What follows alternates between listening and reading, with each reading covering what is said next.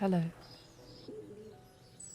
Welcome to tonight's bedtime story by Lucid Tales. I hope your day has been relaxing and kind, but whether it has been softly falling snow or howling blizzard for you, it's time to relax now. Find somewhere comfortable, maybe your bed or a favourite armchair, and make sure you're ready for sleep. Don't forget to brush your teeth.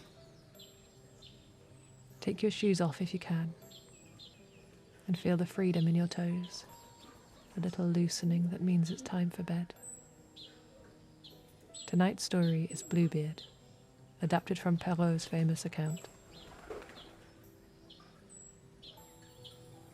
Once upon a time, there were two sisters, both imbued with great grace and beauty, living alone with their mother. They were a family of small means, but large in heart. They loved one another dearly.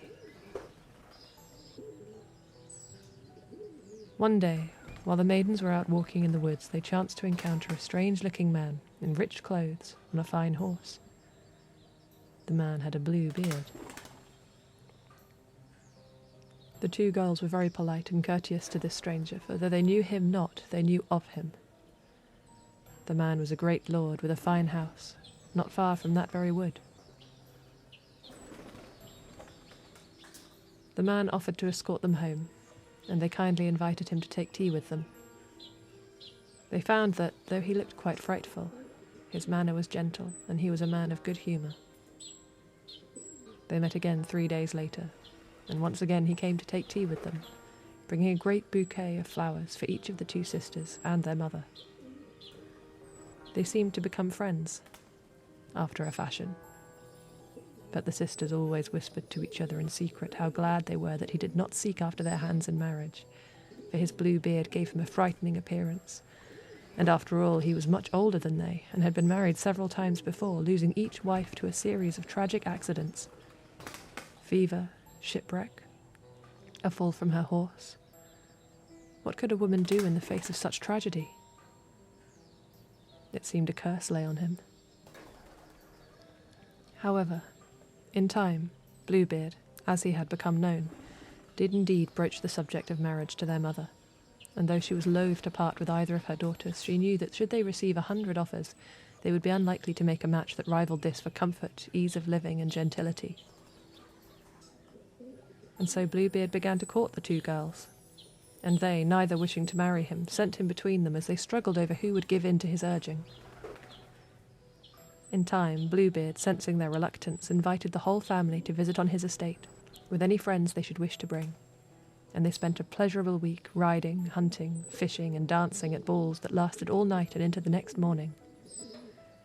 Nobody slept for more than a few hours, as the delights of the next day were too heady to bear missing. By the time they returned home, the youngest daughter had agreed to marry him, for after all, his beard was not so blue, his great melancholy house not so empty or sad, nor his manner so rough as she might have feared.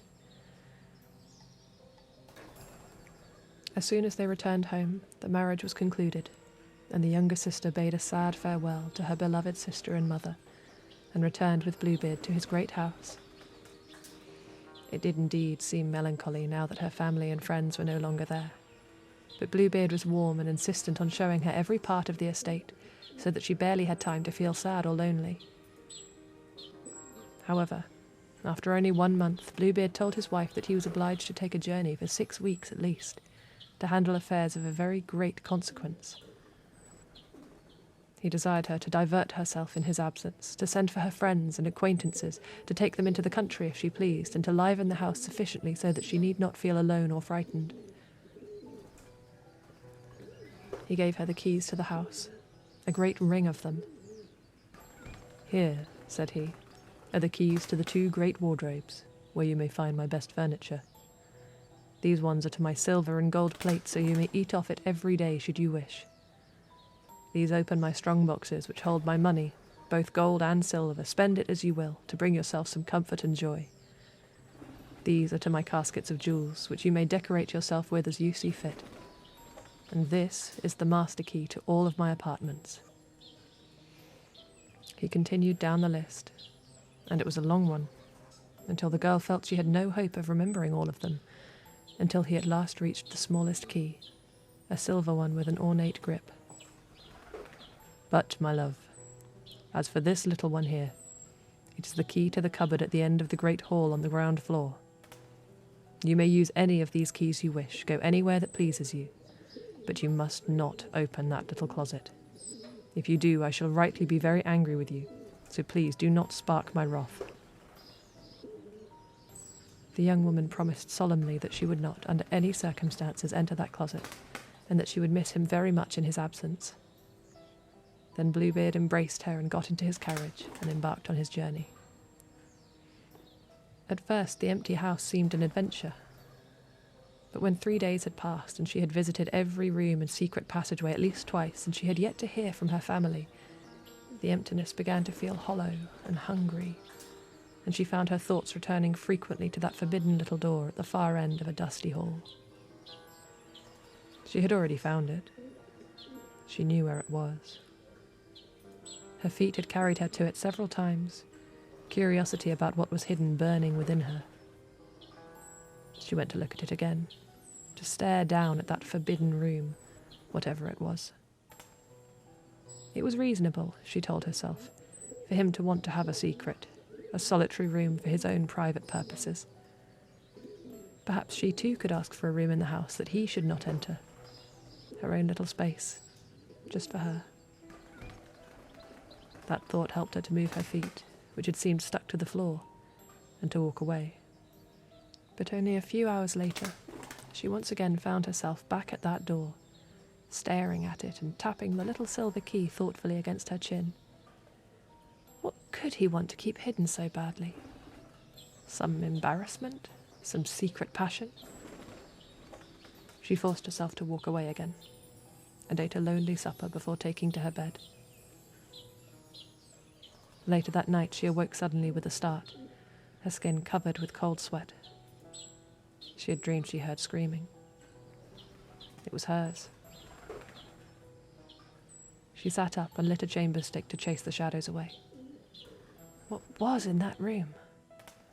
Why had her husband given her the run of the whole house, if only to forbid her from entering one little cupboard?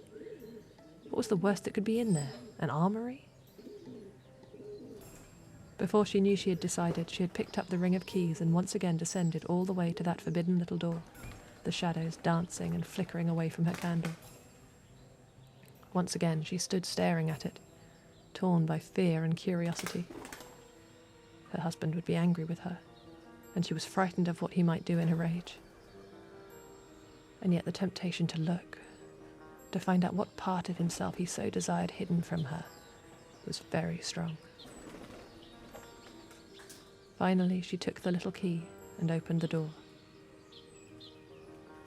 It was dark as pitch, and she held the chamber stick high as she stepped through. Inside, the floor and walls had been badly painted with something black and spattered, and there were strange shapes as of unusual furniture. As she took another step, her bare feet found that the black paint was sticky underfoot. A red glisten shocked her to her stomach. It was blood. The room was a scene from a nightmare.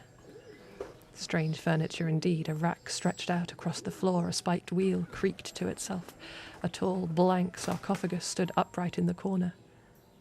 An iron maiden, for piercing she who hung within with 1,000 needles.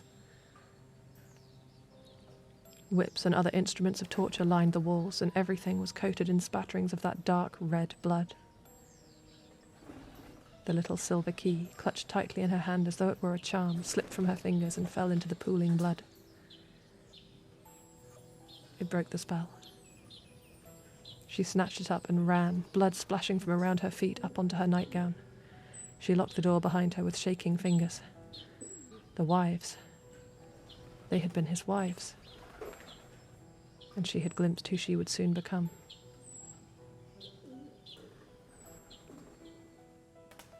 When she reached her bedchamber, she tried in vain to wash the key clean of blood. In vain, for the stain would not retreat, clinging stubbornly to the silvery metal. She peeled herself out of her bloody nightdress and gazed at it in despair. There was no way to clean it. At last she took it in her hands and ran all the way to the highest room in the house and hid it there amid the dust and cobwebs. Then she returned to her room. At last, exhausted by terror and the late hour, she fell into the great bed and into a deep sleep. When she awoke, she was informed that her husband had returned in the night, his business concluded early and to his advantage. With shaking hands, the young woman dressed herself and went to greet her husband, as bright and loving as she could appear. He asked for the keys back, and she handed them over to him with barely a hint of hesitation. Her hands, however, betrayed her fear, and to her chagrin he turned the ring of keys over in his hands until he had found the small, silvery key with its telltale stain of betrayal. He sighed a deep sigh and looked at it for a long time. "And why," he asked, "is there blood on this key?" "I do not know," she replied in a quavering voice. He smiled grimly. "You do not know? Ha! Well, I know very well. You ignored my warning and disobeyed me. You went into the closet. Very well. You shall return there and take your place among your companions." Upon this she threw herself at her husband's feet and begged his pardon with all the signs of true repentance, vowing that she would never more be disobedient. She would have melted a rock, so beautiful and sorrowful was she, but Bluebeard had a heart harder than any stone. "You will not save yourself with this foolish wailing, madam," said he. "You should have been obedient then rather than regretful now. You know the price for the knowledge you've bought." "Since I must die," said the woman, her great eyes filled with tears, "I must have time to say my prayers and put myself right before God." "I will give you half of a quarter of an hour, but not one moment more." When she was alone, the young woman went to the highest window of the house and looked out, hoping against hope that her mother, her sister, might come to her aid. Her mother was a fierce woman, and was older and craftier still than Bluebeard. There was no one coming. "Come down," Bluebeard called. "One moment," she called back, and stared hard out of the window. No one came. "If you do not come down, I will come up," Bluebeard called. In the distance there was something on the road, but for all she could see it was just a dust cloud blown in the wind. She bent to retrieve the bloody nightgown from where she had hidden it and tied it to the windowsill so that it flapped like a pennant in the breeze. Her husband called her name once more. She let out a great cry, for who was to care how bravely she went to her death?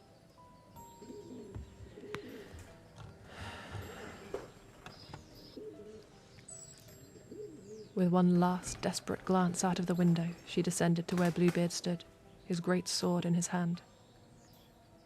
"For your youth you shall die quickly," he said curtly. It was all the mercy she could expect from him. He led her to the courtyard, where a headsman's block awaited. He forced her to kneel and place her slender neck upon it.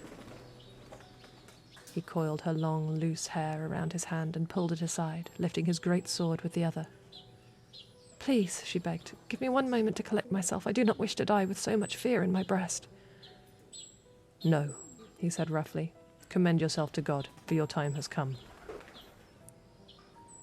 At that very moment, a raucous knocking at the gate made him pause, and he glanced warily toward it. The knocking grew louder as he once again lifted the sword. Then a mighty crack came, like the rolling of thunder, and the lock burst free, the gate kicked clean open. 2 riders entered, their swords held high, and charged straight across the cobbles at Bluebeard. The young woman cast herself to one side and scrabbled away from her murderous husband, laughing with relief at the sight of her mother and sister. Bluebeard turned to flee, but they rode him down under their horses' hooves as though he were no more than a clot of mud. The young woman's mother leapt lightly down from her horse and with a contemptuous sneer ran him through. The young woman's sister jumped down to help her to her feet and held her tightly.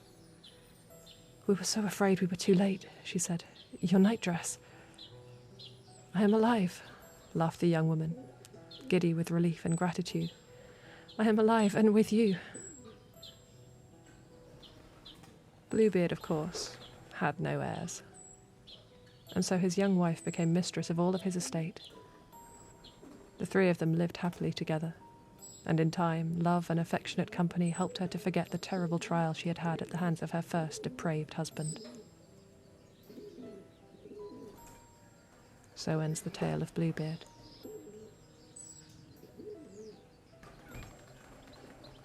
Good night. Sleep well, and I will see you tomorrow for another bedtime story.